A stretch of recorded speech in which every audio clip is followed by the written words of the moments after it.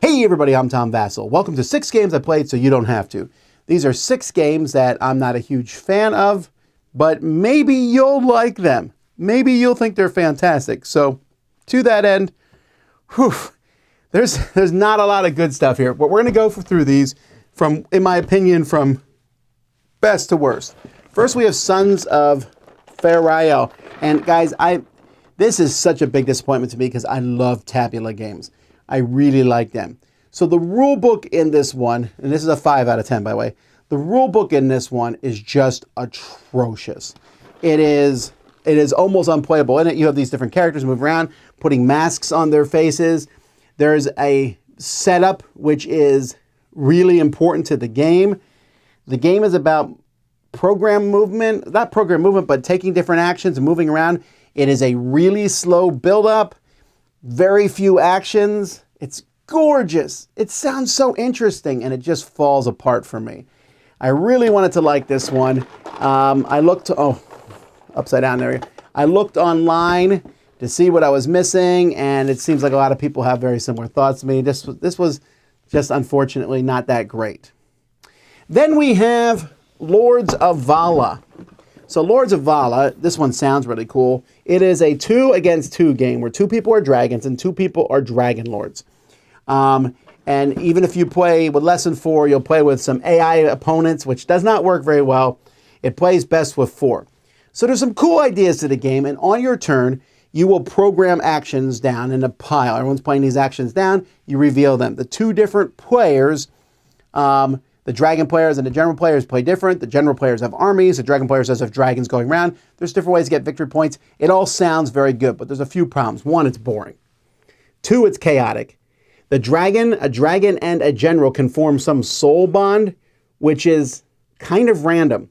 Combat in this game is terrible. I hate this combat. It's so boring and lucky. But there's a card in this game which is amongst the 5 worst cards in any game I've ever seen, where you play all the cards. So you play, at the beginning of each round of the game, I play a card down, play a card down. So it's like Cold Express and other games, but it takes a while. You're sitting there setting strategy. You then flip this pile up and you play these cards. One of the factions has a card they can play that says, shuffle that deck. What? That's terrible. I would dislike the game alone based on that card. Unfortunately, other than the characters and stuff, there's nothing else I really like in that game. This is a 4 out of 10, unfortunately. All right. Unbeatable. This is a little beat growing game where you're going to grow cards in front of you, and then you play take that type cards on other people and grow your cards. Okay, I don't mind that for light things. The action cards in this game, the take that cards, where you play them on yourself and other people, are more than the plant cards.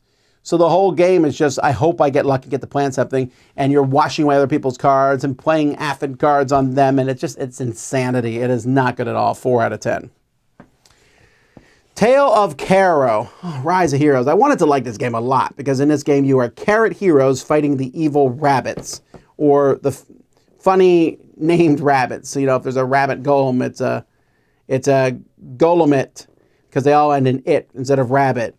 It's a ghost it or something like that. That's kind of funny, and the art in this game is cute, but in reality this game is just about kill other people before you kill yourself. And you're playing cards in front of people that then attack them at the end of your turn. And then you get tokens that you can use to fight off these attackers and or perform special abilities, which may or may not happen. There's so much randomness in this game. It's pretty terrible. Another 4 out of 10. Then we have Goblin Goldrush. This game is horrifically bad. This one is a 3 out of 10. In this one, there's goblins on the loose. You're going to roll on the board, land on coins that can give you points. You'll fight monsters. So one of the things that amused me about this game is you roll a movement die and you roll 2 combat dice every time you roll. You don't use the combat dice unless you fight something. But if you do land on something you fight, you've already rolled your combat dice. Who thought that was a good idea? First of all, you're rolling dice every other turn for no reason. And then when you do fight a monster, you're like, oh, I've already rolled my combat dice, which takes out all the fun and excitement of that part. It's mind-blowingly bad. But this game also, it's essentially shoots and ladders. There's spots you land and you move up. There's spots you land and move down. There's spots you go back to the start. It's so terrible. So terrible. But this one I despise. And Z and Camille have already reviewed this one. Much nicer than I. I'm giving this one a 2. And you know why I'm giving it a 2? Because I really like the Meat Show's artwork on this. So Hijacked has a lot of problems. Thematically, it takes place in the future. Thematically, you are hostage negotiators competing with each other, talking to various people on the plane. So I'm talking to that guy on the plane, you're talking to that guy on the plane. It makes no sense. No sense whatsoever. And for a cooperative game, I want the theme to make a little bit of sense. But it's not cooperative, it's semi-co-op. So in this game, the police are going to storm the plane. If the police storm the plane, you lose. I guess. I don't know why that's worse than you. Okay, you're just trying to get people off the plane and the terrorists to surrender. You do so by rolling dice, then placing these dice in different spots. Some are easy, some are not. You also, somebody in a round needs to go and kind of stop the police from moving forward, because if the police move to the end of the track, the game's over and you all lose. But you can only stop people if everyone's scores are equal. I hate this so much. Everyone has to keep their scores even, the whole game, basically. And one player sacrificing their turn to push the police back. This is a very definition of a semi-co-op that does not work. Because as soon as you realize you can't win, why would you help anybody? Why are you even trying? And you can say don't play a game with someone like that, but what's my motivation at all? And taking the semi-co-op out, which I hate. The rest of the game's kind of boring anyways. It's just, this is a mess. This is a mess. And I was so excited about it because I thought the idea was neat. Like, ooh, we're talking hijackers out of a plane? That's cool. I want to help these people get off.